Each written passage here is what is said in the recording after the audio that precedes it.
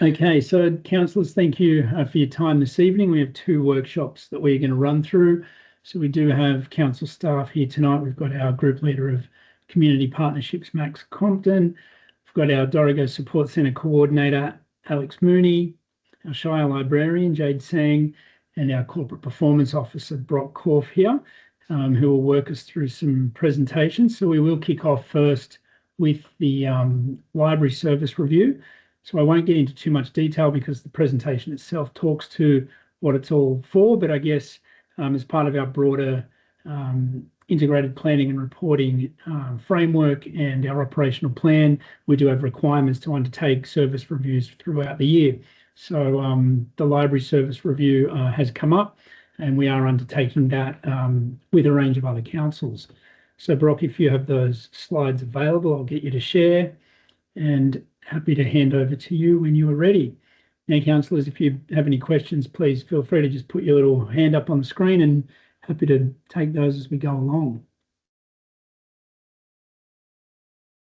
Thanks, Todd. So everyone can hopefully see those slides now. So as Todd mentioned, it's a library service review that we've been undertaking recently. So this presentation that we're going to run through is just going to cover some of these key items here that I've outlined. So just briefly, what are service reviews, the purpose of the review that we're undertaking, the service review in a box program, which I'll provide more info on, participants in that program and a timeline of the review, and then also the role of councillors in this review. So that's just a high-level summary of what we'll run through today. I know we held a workshop on this previously last year, but just to give you a refresher on what are service reviews, as Todd sort of highlighted from the outset there, they are an independent assessment of how council services are delivered.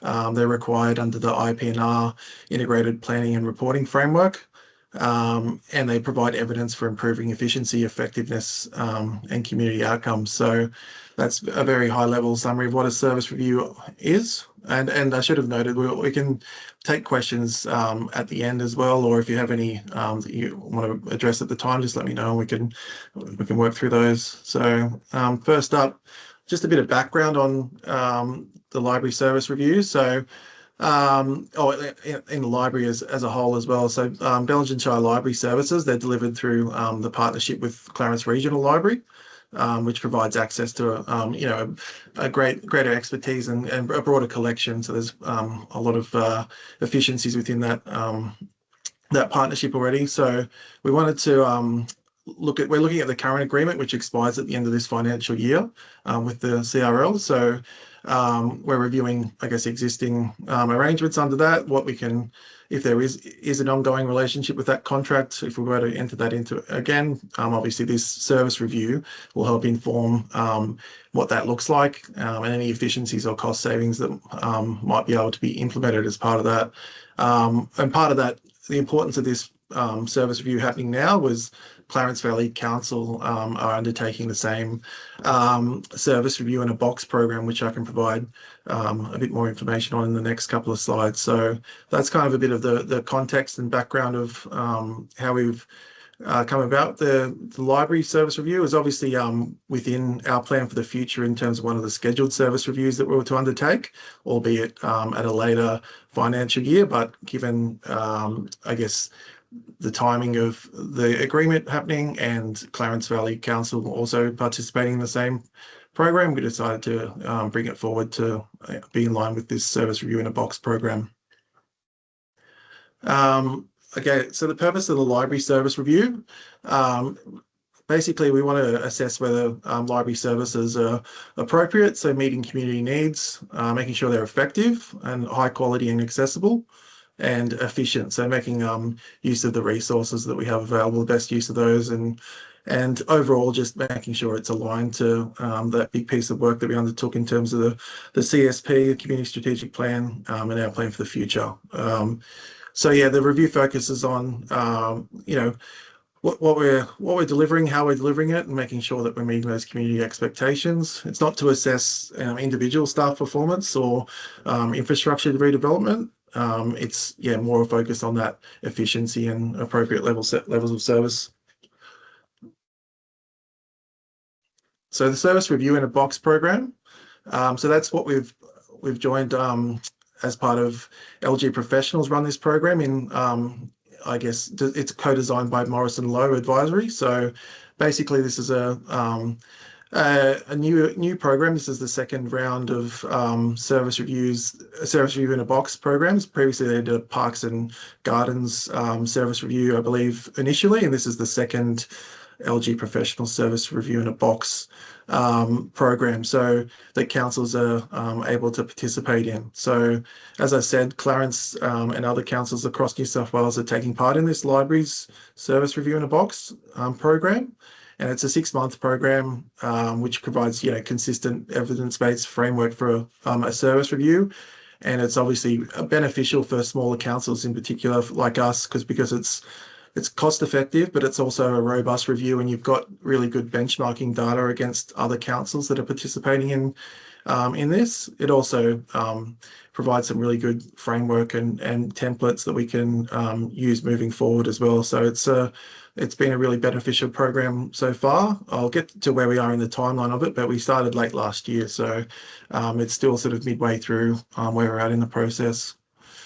Just briefly, the other participants that are taking part in this library service review in a box program. So you can see there's 11 other councils there that are taking part from kind of a broad range of councils across the state. Some larger, some similar to us, but I guess the ones that are closest to us are Armidale and the Clarence Valley. So within our geographical footprint, they're pretty close, but there's other sort of bigger councils and spread quite across the state. And if I can just, jump in for a second, just to let you guys know, Clarence Valley have been really cooperative throughout this process, sharing a lot of the information and sharing the workload. So that's a big benefit that's come out of this, is building that relationship with Clarence, where I don't really know if we had that before. So I'm really grateful to Max's counterpart at Clarence Valley. Her name is Kylie. Oh goodness, Brock, what's her last name? Anyway, yeah. But I think that's been a unexpected side benefit of this. And that will be really useful going into the review. Yeah. Yeah, so just the timeline of where we're at in the process. So as I said, kicked off at the end of November last year, where we had an initial program workshop. We've moved into, I guess, the data collection. So quite I guess, an in-depth process around collecting all different types of data, a lot of it through the state library data that's provided, which obviously makes that a little bit easier, but then I guess some more in-depth data that's kind of council specific as well. So the current state of where we're at the current phase of where we're at is probably in those orange boxes there. So establishing our current state of service and doing a best external scan and developing next steps. So we're still in the process of, I guess, stakeholder data collection as well. So kind of in between those two phases there, but which I'll get into a bit further as to what we've done so far and what's to come. So looking at what's ahead there, you can see there's the analysis piece that comes after this with obviously the assistance of the whole program, Morrison Lowe, who we meet with fortnightly. And then the completing the report in May, that's due to happen. So after that, you'll obviously see the review and implementation of recommendations that come of that report when it's due in May. Yeah, so just a really high-level summary of what we've done so far. So both Jade and I attended the in-person workshop in late November last year with all the other councils that were participating, which was really helpful in terms of getting an understanding and sort of, I guess, developing really good relationships, as Jade said, not just with Clarence, but with other councils that are participating in sharing information. So part of that was to determine the scope of the service review. So this is obviously a very structured program. So there's kind of, I guess, not a limited scope, but an agreed scope within what it goes into in terms of a service review. We've also identified the sub-services and created a library service profile as well as part of this process, which we did in line with other councils, like obviously in consultation with Morrison Lowe. And we mapped out key stakeholder groups. So we looked at the consultation process, which we're in the midst of at the moment. And part of that whole thing is a project plan as well, as that was early stages too. And then the data collection that we've been undertaking. And then I guess a range of consultation meetings, which obviously this is one of them that we're in right now, but I guess internal stakeholder meeting with all the relevant departments within council. And then further to that, the community piece, which we've kind of just started, is I guess a community consultation survey around service satisfaction and usage of the library specifically. So we've done that in partnership with CRL. Obviously, as part of that agreement, we've developed a joint survey that's out at the moment, and you'll see a bit more promotion of that in the next couple of weeks. And obviously, we've got fortnightly meetings as part of this program with all the other participants and Morris and Lowe representatives as part of the LG Professionals Service Review in a Box. What's to come? Obviously, more meetings with Morris and Lowe, those steps that I've kind of highlighted earlier in the slides, but just remaining stakeholder group meetings, continue with the community engagement, so the promotion of the survey with Clarence, and establishing that current state of service of libraries, which will help inform those recommendations, and then collating all the feedback that we've received and developing the report, which will obviously include the external benchmarking, which Morris and Lowe will provide us with. And as you can see, there's a smaller slide down there of the community survey that we'll be promoting more heavily. There's a fair bit of promotion planned in the coming weeks with the release of Bellingen Shire News this week. So there'll be a bit of mention in there, as well as obviously social media promotion and posters and hard copy surveys available as well. So I guess the councillor's role in the review. So this is really, we wanted to give you an update tonight on where we're at with the process, but we also want your feedback, obviously, on and taking on board, any sort of views you have as a councillor and a representative of the community. We want to capture those and feed those into the final report. So what we've done is just develop sort of a high level survey, but which is based on, I guess, Morris and Lowe's sort of guidance around the questions. So some of them are very high level and broad, but they're there to capture consistent data with other councils as well as part of this review. So that survey is on the councillor portal at the moment. We'll circulate that link following this meeting as well to you all. So it's just some broad questions that talk about, what is and what isn't working, some key challenges and opportunities for libraries, and the importance of library services to the community, what your views on those sort of, I guess, areas are. Which the survey is, we're looking at closing that on the 15th of March. If you're able to provide your feedback within that timeframe. As a note there, you don't have to, I guess, complete every sort of question in the survey. Some of them you might not have a view on or you're not sure about. You're welcome to just leave those blank and just provide feedback on the relevant sections of the survey. If you're not sure, just leave it blank. Also, parallel to this, we have a community survey running. There should be an ad going in the paper soon, and you might see it on Facebook or Instagram. If you are able to talk, if you're talking to anyone out in community and you're just able to point them in that direction, they go to our Facebook pages or the council website. We're really trying to get to people that don't currently use the library. So yeah, any help would be appreciated. Yeah. And then obviously the feedback will form the final service review report, which will, the findings will be reported to the Audit and Risk and Improvement Committee and subsequently made available to councillors following the ARIC process. So that's the majority of the presentation. But yeah, if you have any questions on that, just let me know. Thank you, Brock. So, councillors, any questions on what you've just seen there?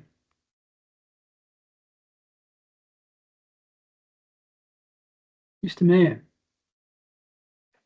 Yeah, thanks for that, Brock. Sort of a bit of a left field question. I just wondered, is there any intention to look at whether there's any advantages or efficiencies to expand the library service agreement further across the region? So, looking at a partnership with Coffs Harbour, for instance. So one of the things that we've been talking about with Kylie, so this is step one, gathering all this data so we can kind of see how our library is doing within that agreement. Step two is then to look at the agreement and how it works. And a part of that will be looking at how we can structure it in a way that other councils may or may not come in. So it is part of the long-term plan, but it's kind of probably step 3. I don't know if Max wants to add anything to this, but in my conversations with Kylie, that's where that's at. Review our agreement as it stands and then approach other councils and say, this is how we're looking at working, you know, would you want to come in on that? But they're loose plans. Yeah, that's right. It pretty much, just to reiterate what Jade said, this service in a box process is really about service delivery and what does that look like in terms of our council, and the benefit is that Clarence is doing it. So when we actually do come together and look at the service agreement together, we've already collected data and done some work that is apples for apples. So we haven't been approaching these in a different way. We're very consistent across how we've looked at the service review, which will then better inform what a future agreement might look like. And to Jade's point, that then there's also opportunity, should other councils wish to be part of that agreement, that there's certainly opportunity for that. Did that answer your question? Okay. Anyone else with any questions for the service review presentation? No? Good. Thank you, Thank Brock. you so Thank much you, for Jade. listening. If you do think of any questions later, please let us know. Yeah, and look, I'll my definitely share children. the link following the session to the councillor portal for councillors to complete the survey as well. So great, thank you both. You're not expected to stick around for the rest of the presentation if you need to be elsewhere. Thank you all. So councillors, Thanks for having us. Appreciate it. Thanks, Jade. Thanks, Jade. Thanks, Brock. So councillors, we will progress, I guess, to the next presentation now. So we do still have our Dorrigo Support Coordinator, Alex Mooney, and Maxine Compton, our Group Leader of Community Partnerships, here to help with that prezo. Max, are you sharing slides on this one? Yep, great. So we are looking to now work through the recent changes to the ageing reforms and how that, I guess, impacts councillors as what's now called responsible persons under the reforms.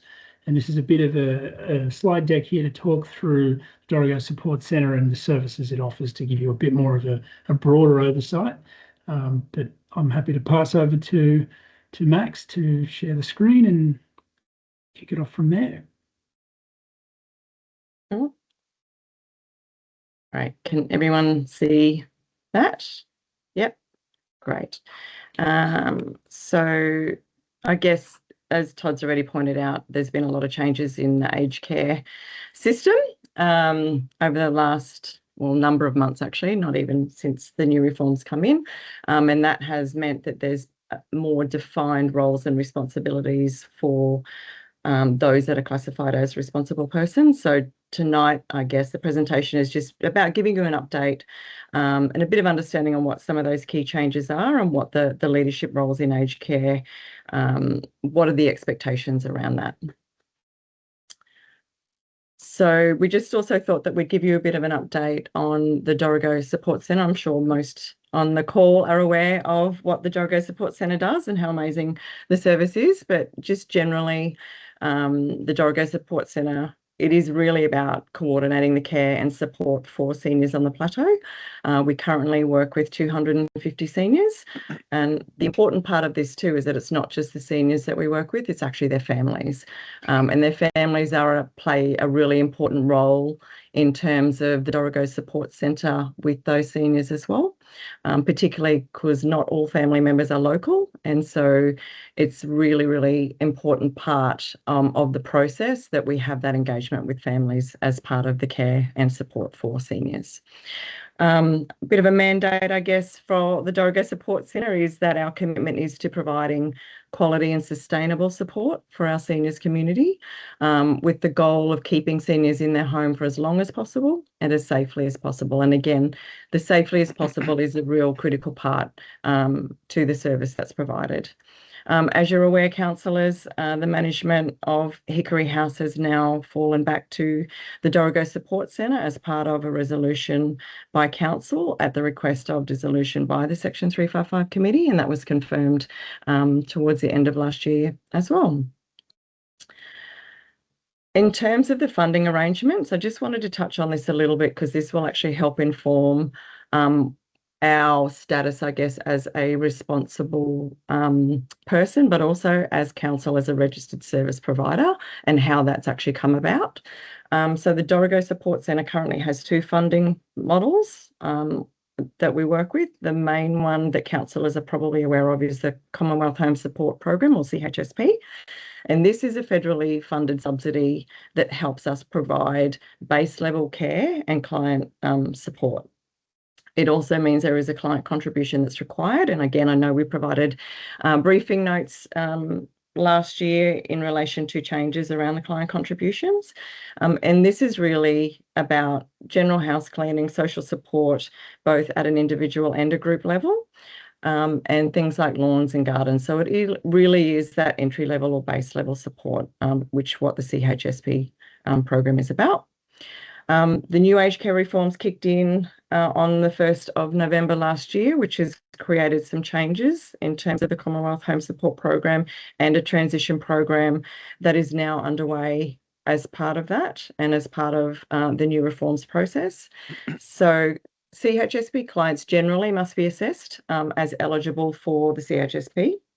And that's actually done through a My Aged Care assessment. The beauty of that happening is that helps as part of the transition process as well. Currently, the CHSP funding is scheduled to cease come June 2027. So it was never intended to be a long-term program.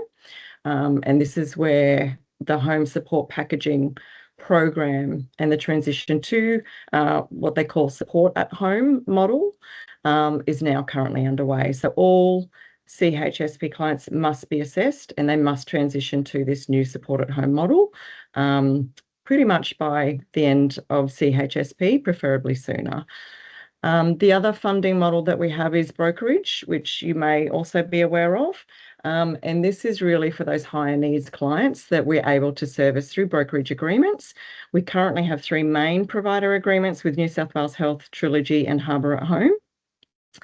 And our role, or the role of the Dorrigo Support Centre, is really to provide that service on behalf of those agencies. And it's really because there's no agency support or agency services exist on the plateau. And so we're filling that gap in providing services to seniors through that arrangement with New South Wales Health, Trilogy and Harbour at Home. And again, it's around being able to provide high levels of care, which is actually funded through the client's health care package. So this next part of the presentation is really about the reforms and how the legislative framework has been established. So just to give you a bit of an overview on the Aged Care Act and what the objectives are under the new reforms. And it's really about frameworks, it's around governance and how are we complying with that, particularly as our role as a registered service provider, but also as a responsible person. So in terms of the Act, the Act actually established the Department of Health, Disability and Ageing as the system governor. Now, the system governor's role is basically to make sure that there's consistent aged care standards nationwide. The Statement of Rights, this is really where the legislation guarantees the safety and the dignity of seniors as they receive care. It's about making sure they have informed choice, so they're not just funneled down one particular avenue in terms of their client service requirements and who will provide that service. Again, around cultural respect and also around maintaining autonomy for those recipients for as long as they can. The Act and the new reforms speak about enhanced governance and oversight, and this is really around the accountability for responsible persons. And again, it goes back to those values around integrity, competence and ethical conduct. And there is a mandatory code of conduct which embeds as a compulsory standard for care workers, for organisations and responsible persons. So Council is now a registered aged care provider. As I mentioned, this really stems from our relationship with the federal government as part of the funding that we receive under the CHSP program. We were officially registered at the end of last year under the categories for home, community and advisory services. In terms of compliance and governance, as a registered aged care provider, we must comply with the regulatory standards. We must provide specific reporting, have governance and quality systems in place to ensure that the aged care delivery that we're providing is safe and meets those standards. There's a process of ongoing monitoring, and as mentioned before, we are in a process of transition, which is about moving those CHSP clients under the new aged care package program or model. Community wellbeing impact. Again, this is about having very real awareness of our role and making sure that the continuity of the aged care service that we provide to vulnerable community members is very clear and meets those quality standards that are set down by the Department of Aged Care. So just moving on to the responsible persons and some of those other obligations, and we will talk about suitability as well in terms of being a responsible person in a couple of slides down the track.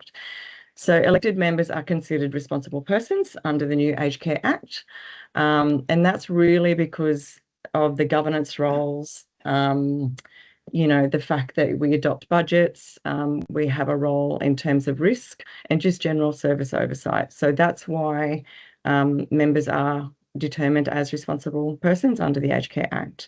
So that also means that there's governance expectations and oversight that's required, and they must ensure that councillors meet those statutory compliance and make decisions that do prioritise those safe and ethical standards in terms of providing aged care outcomes. We're expected to mitigate risk, and that might actually include limiting councillor involvement in decisions if there are suitability concerns arise, and we'll talk to that in just a moment. In terms of the strategic role that councillors play, not operational role, it's really about the responsible persons influencing the strategic policy without actually getting involved in the day-to-day. That's what the key staff within the Dorrigo Support Centre and the contractors that provide those services, that's their role in terms of the operations. It's really that strategic oversight in terms of the role of the responsible person. So in terms of suitability, this really falls into code of conduct and the screening requirements.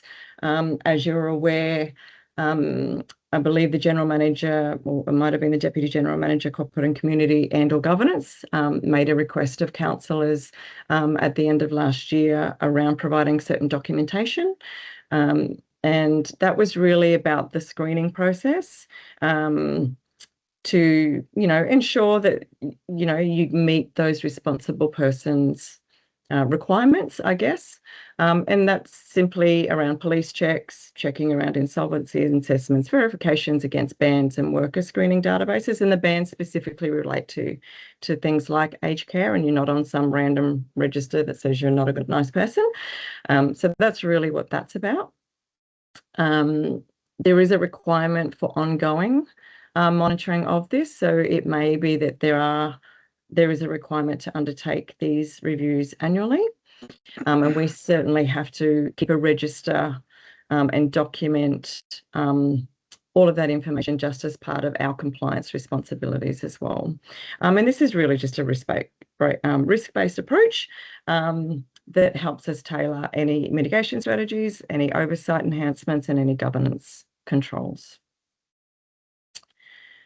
So the operational expectations and what the councillor responsibilities might look like, it is really that due diligence piece, and it's around the ongoing monitoring requirements. So as we mentioned, individuals must undertake a risk and statutory obligations to ensure the safe and high quality aged care delivery is happening. Our effective governance requires incident management, performance monitoring and continuous improvement systems, and that's really that operational piece as well as the overarching strategic side of our roles as council and as responsible persons. There's absolute requirements around record keeping, And that's really about maintaining those detailed records of assessments, what decisions get made as part of our service delivery, and making sure that there's transparency and regulatory compliance when it comes to our record keeping. We also obviously must address any risk proactively and collaborate with regulators to meet those legislative requirements. In terms of next steps for council and how we actually go about implementing those reform requirements. So hopefully everyone by now has provided their screening and suitability documentation, or if you haven't, then you've spoken to either the General Manager or the Deputy General Managers around that. In terms of the governance frameworks, again, it's about reviewing and enhancing those structures and clarifying roles, formalising the oversight and improving our risk and incident management systems. In terms of alignment with the Code of Conduct, there is a very specific aged care Code of Conduct that forms the basis and is embedded into our governance policies and all of our decision-making frameworks. And that's really just about that consistent adherence. And making sure, you know, council's doing right by council, but also council, and more importantly, is doing right by our clients and how we provide those services. So in terms of ongoing compliance and training, we, so Alex, myself and Jessica, who is our Dorigo support officer, we get regular updates from aged care in relation to any changes, any guidance, any training, any reviews that might be happening, or any service adjustments that might be required in terms of there might be a change in reporting or some level of compliance. So we get regular updates from them almost weekly, sometimes twice weekly, I feel like, Alex. They come through quite a lot, but that's a great way that we can access information around what's actually happening, noting that the reform process only did just kick off on the 1st of November, so it's fairly new, and it's in its infancy process in terms of how that's actually transitioning. So it's great to be able to have access to this information that's provided direct from aged care. That's pretty much it in terms of the information that we wanted to share with you this evening. I'm absolutely happy to take questions, Mr. Mayor. Yeah, thanks very much, Max. My question's in regards to what you outlined as the responsible person's responsibilities under governance and understanding, you know, assessing the policies like at that strategic level. Mm-hmm. I don't have any understanding of that myself at the moment. So I wouldn't feel confident in being able to say that I would be fulfilling that role at present. So how are we going to address that so that, you know, at that strategic level, the elected body, the responsible persons have an understanding of what those, to make sure that those things are in place? Yeah, sure. Thank you. Good question. So previously, when we provided a briefing note around the responsible persons, there were some fact sheets and some additional information that was provided. It's kind of a bit of a cheat sheet in terms of, I guess, better explaining that without, you know, all the compliance and regulatory sort of information in some layman's terms. So we can provide that information again to councillors, which might help clearly understand what that role looks like and what the expectations are. We can certainly, if there's more information that's required from councillors as well around some of those sort of policy level questions, I guess we're happy to delve into that further and provide a much more, I guess, involved and more detailed briefing if that's something that would be. That would be helpful. great too, if you could share those checklists again, but then I'm assuming we would need to also then look at the policies against the checklist to make sure that we understand that we're satisfied that those things are in place for this service. Yeah, for sure, no problem.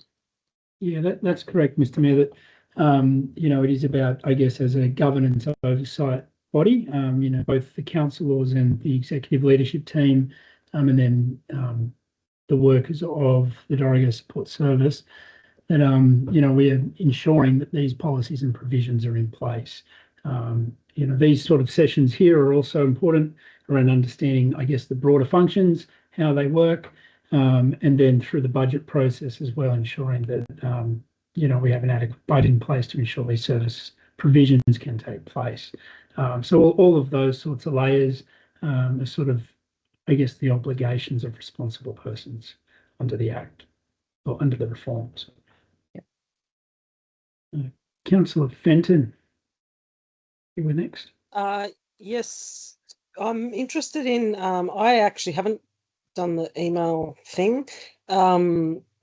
As Todd mentioned something about that council's getting out of this service in the future. Is that what I heard? So CHSP, which is what this currently relates to. So council's a registered service provider because of the CHSP program that we received. That's the only reason why we considered a service provider. So CHSP, the Commonwealth Home Support Program, is currently flagged to cease come June 2027. At that point, unless there are other requirements under the Act for us to remain as a registered service provider, that is likely to change. There is a process with the Aged Care Commissioner and those that do have oversight of, I guess, this process and under the new reforms, that they will engage with us should we wish to remain as a registered service provider, or should that need to change because of the change in the fact that we no longer receive CHSP. So there's more information that comes, and we will certainly continue to liaise with the appropriate departments within the state level to understand that as it moves forward. There's been an inkling, a whisper that it may continue past 2027. But at the moment, the current guidance that we've received is that everything needs to be in place by June 2027 in terms of transitioning clients from the CHSP program onto that new aged care model, or the package model, because the intention is to remove CHSP as the actual program. And this is where so the service will continue. Yeah, so over the last 2 years, Councillor Fenton, we've introduced what's called the brokerage model, and that has been put in place as a transition program. So we're progressively moving clients away from the CHSP program into the brokerage model, and that will facilitate this transition process and ensure that we can continue to deliver services into the future. Yeah, so there's no intention to cease services. It'll just be under a different model. Okay, so is there any, I'm finding it hard to believe with the proliferation of care organisations that there's no one wanting to take over that coordination still. Is there anyone on the horizon? Because it's not usual for councils to be doing this, is it?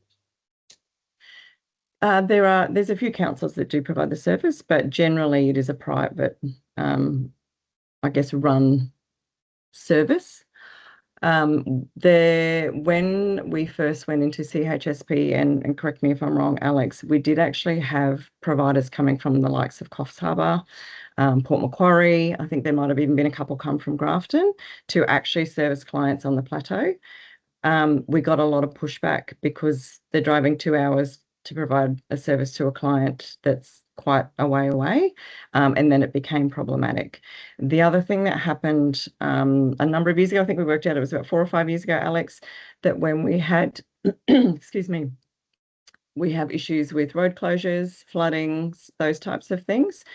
Those that were from those regions like Coffs Harbour and Port Macquarie, they couldn't actually get access to provide services to clients. So we made a strategic decision a number of years ago to employ local contractors, so we could, I guess, ensure that the delivery of service provision when there were incidents like that could continue. And that's actually put us in really good stead, because we haven't had to drop our level of service to those clients on the plateau because we made that strategic decision to employ locally. That's correct. And my last question, sorry, is it cost neutral to council to run the service?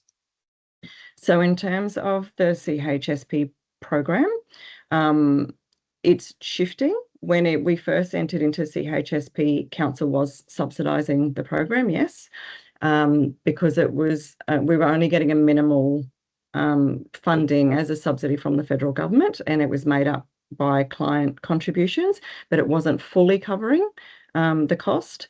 With the transition and the introduction of brokerage, yes, there is no cost to council when you look at the service that we provide under the brokerage arrangement. So, that is. Sorry, I could hear noise. So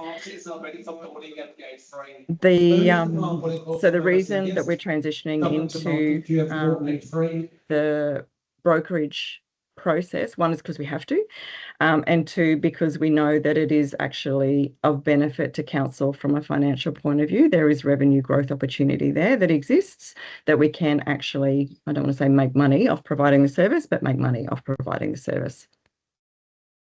So effectively, we can ensure that that service can, I guess, sustain into the future. Yeah. You would have noted, Councillor Fenton, well, I don't know when it was, maybe November, we did increase the rate on the CHSP program to become more in line with the service provision that, and offering that was available in the market. Councillor O'Keefe, you've patiently had your hand up. Yeah, thanks. I'd like to go back to the topic the Mayor raised about us fulfilling, not just understanding what our obligations are as a governance body, but fulfilling that. For instance, you know, worst case, if something disastrous or abusive happened with a client that was serviced by us as a provider, then we're presumably well exposed as responsible persons. If staff could think about, not right now, but as this sort of gets underway, and I know it's fairly recent, but yeah, how do we demonstrate? Like, would one way be that we get a regular periodic report? I don't know whether that's 6 monthly, paper to council that says this is the activity. I could imagine that might be coordinated or timed according to whatever the quality assessments are that Alex and the day-to-day providers do, and then we might get a report just after that to say this is, you know, there's been yes complaint, there hasn't been a complaint. So it's something that you'd see as a governing body that says, yeah, we're in a pretty good state, or we're not, and something else needs to happen or be investigated. I think we need to be able to demonstrate that we're doing something as the governing body. Yeah, so I guess. think. Sorry, Max. I was just going to say, so as I touched on in the presentation too, there's that strategic role, which is a requirement of the responsible persons. And then there's the operational role, which is undertaken by the staff and contractors at the Dorrigo Support Centre. And I guess that's where the difference kind of lies from a strategic point of view. Yeah, I'm not really talking about that. So like, keep going, but I don't know if I've expressed my comment clearly enough, if that's the answer. Yeah, and I think, Tori, you're talking about if there are what has happened and can you get an update report in terms of the operations of it, and if there are incidents and things like that. Is that where you're kind of leading to? I don't know what the answer is, but like clearly we all know that we got nothing to do with day-to-day, like what would we?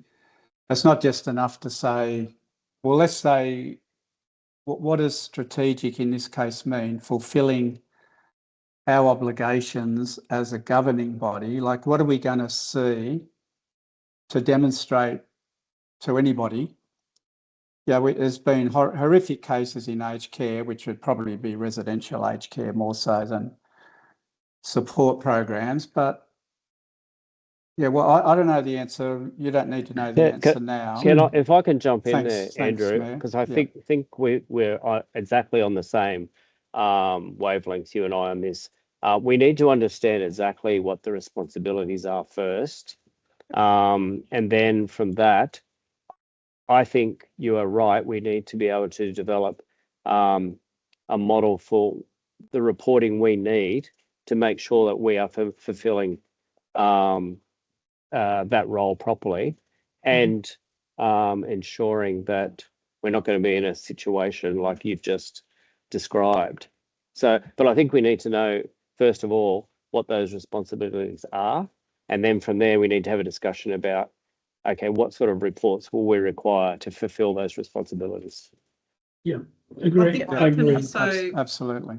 I can also shed a tiny bit of light there where, as far as the responsible persons go now from a provider's point of view, structurally, and I'll discuss this with Maxine and Todd further, but what the question sparked for me was often when the Dorrigo Support Centre is audited by providers, so in the other side of the business, quite often that is based on the compliance, which is very similar to the compliance that is required of a responsible person to know about the Aged Care Act and how it has to be followed. So, yeah, I think it's probably relevant to talk to Maxine about, because often that means me having to tick all of the boxes, which we do at every audit, and that generates a report on how we are compliant. And it's very similar to what the responsibilities are of a responsible person, if that makes sense. Thanks. I think that makes a lot of sense, Alex. Yeah. You're on the path. Yep, thanks.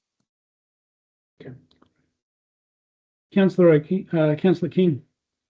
Yeah, look, on that same level, I feel a bit the same, actually. I feel like it's another responsibility that's been put on us as councillors. And yeah, I'm not so sure that I'm totally comfortable with that being another responsibility that I've taken on as a councillor. And so that legislation is that federal legislation, the aged care stuff?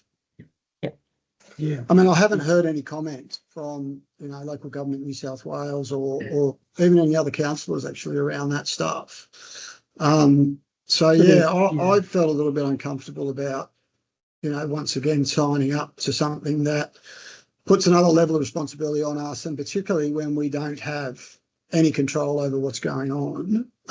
But knowing that, if something does happen, that we would be in the firing line of having some responsibility for what's occurred. So yeah, I'm a little bit unclear about that as well.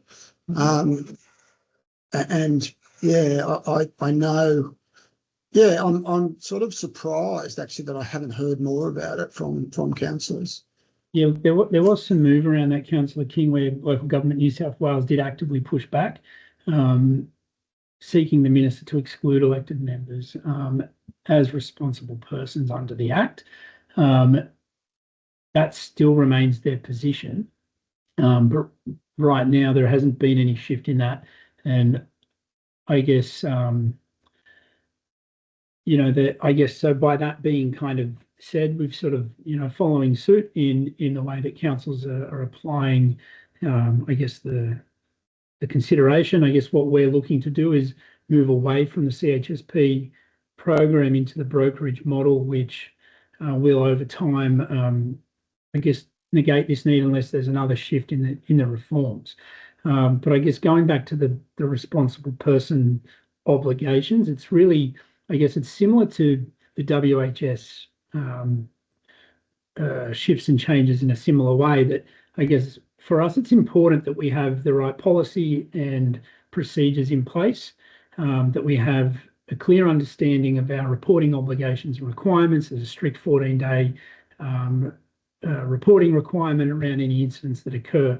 And as long as, I guess, as responsible persons, we have awareness and understanding that we have these provisions in place, that we are following the Aged Care Code of Conduct, similar recently to the Child Safe Standards and Code of Conduct that was released. These are the provisions that we need to ensure as responsible persons for the council that we are embedding. So then we have clear process and procedure to deal with an incident should it occur. And then again, those reporting mechanisms are reported through our Audit Risk and Improvement Committee, through our safety reporting, and in turn fed through to council through minutes and so forth that way. So we do currently have mechanisms in place, and there is a range of, I guess, compliance requirements that the Dorrigo Support Centre has to meet in its obligations through the audit processes to ensure it even meets the CHSP program or brokerage requirements into the future. Right. Yep. So there's a range of layers in here, and I guess the this is the first step in bringing the council in, in getting the information we need to undertake the checks that are now required to start that process to get the councillors, I guess, more across the fundamental baseline of what the Dorico Support Centre offers and how it goes about its business. So just before Graham's question, so just following up on that, what is the consequence to the council if councillors don't agree to that process?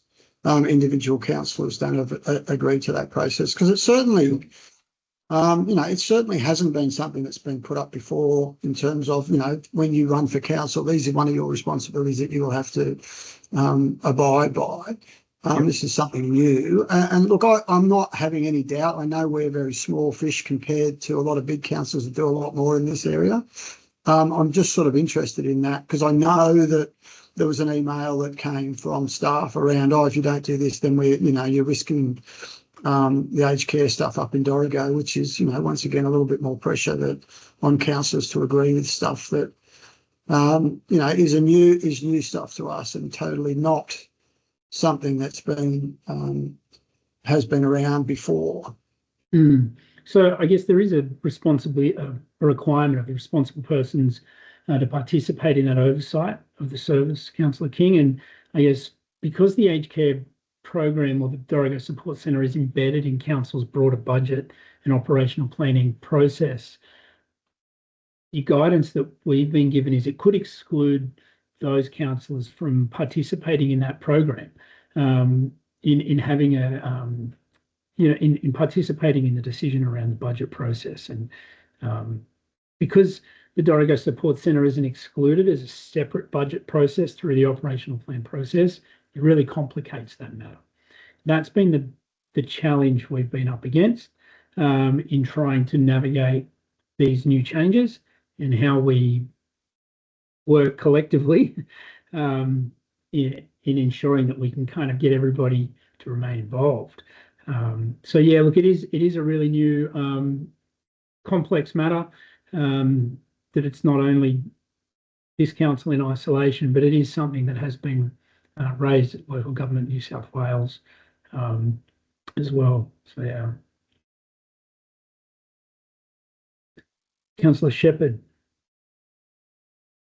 I would have to agree that we need some sort of responsible person outline for dummies. So I would support that. And I guess the bottom line question that I would have is that if something absolutely went pear-shaped, are we legally liable? So the biggest implication there, similar to the Work Health and Safety Act, is if council can't demonstrate that it has done its due diligence, has its compliance checks in place and something occurs, then yes, there is an implication. I guess the important bottom line here is council can't successfully continue to receive funding under the CHSP program without demonstrating its ability to meet those obligations. So there is, again, layers and layers of work that Alex and Max continue to do at the operational level to ensure we are meeting those compliance obligations. And they're the types of measures and controls that are put in place to ensure that, if an incident was to ever occur, we can deal with that appropriately. Yeah, and just one example, I guess, of that is that Alex every month has to report through the SMS portal, which is the portal that the federal government use, on every single client and the services that they've received under CHSP in the last month. So every month that has to be done. So that's just one of a number of compliance requirements that we have to do.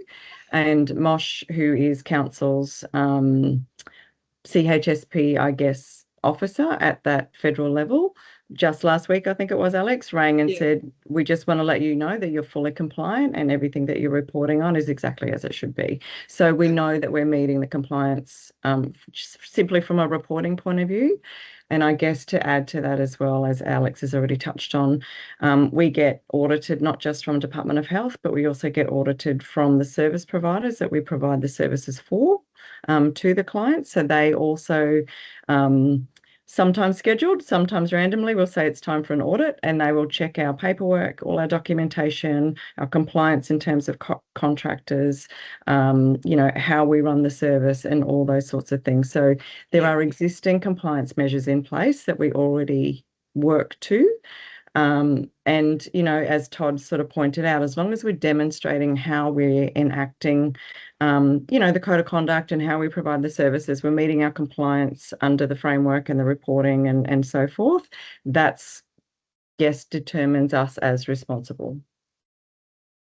Yeah, I will just say it's been an extensive compliance and vetting process from day one for us, and every contractor and every person that is entering the home of a senior or working with a senior. And I understand the extension now by way of decision making. It seems that now they're suggesting any responsible person involved with a strategic decision needs to be vetted at the same level that everybody within the organisation does. And you know, I imagine that is a bit confronting and new.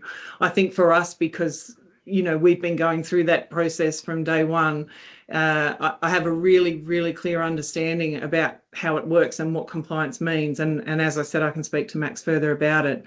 I will say, on the back of what Maxine just said, I was called personally by our support from the CHSP, from the funding grant compliance officer, not only to let me know that we were compliant, but to find out if there was anything else they could do for us in this challenging time with the roads. So that was pretty great for us. Yeah, I log into that portal every month and report in a very finite way on every single client in a funding unit respect. So very proud of those statistics and that relationship. But yes, can certainly imagine that there's questions now that it's extending to councillors. We'll help in any way I can. Thanks, Alex. Councillor O'Keefe, I think you. Yes, I'm back again. Yeah, thanks, Alex. And Maxine, the sort of things that you just went through in terms of compliance, like I could imagine that being part of what might be a periodic, regular 3 months, 6 monthly, whatever the cycle of work that Alex particularly works to, that, you know, in the last 3 months, this is a compliance activity. This is what's been done. And to, you know, the Mayor and Graham's point that, yeah, we are able to demonstrate to anybody, anytime, if, you know, if we need to, that we weren't lazy, we weren't negligent, we were having an oversight process.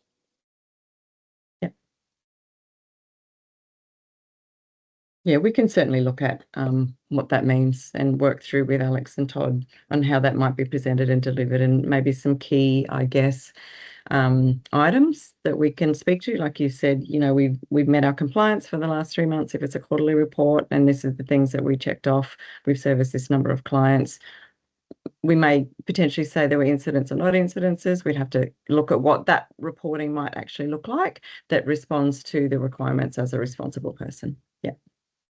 Yeah, and I think, like, if I reshare the fact sheet that went around quite a while ago now via email, it may be useful to have a reread of that, because it's quite helpful in understanding what those obligations are and how you can play a role. They give like examples of expected behaviour and unacceptable behaviour.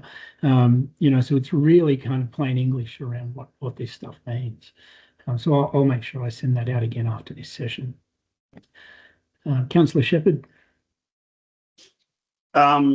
Just as I think along those lines, we're talking about responsible persons. Well, we're also talking about contractors, aren't we? So I assume that the vetting process for contractors is, if anything, more extreme, because we're, you know, basically we're also responsible for the behaviour of contractors, aren't we? Correct. So people that not. Absolutely. Councillor Shepherd, it's almost difficult to work with us. The process is labour intensive, and it's to follow the criteria, and it often reflects for me that I have the right contractors, which is evident. But yeah, it is certainly an extremely in-depth vetting process and to meet the criteria to hold these positions. And that's what I was alluding to earlier. Strategically, we've been meeting this criteria in this side of the business for many years.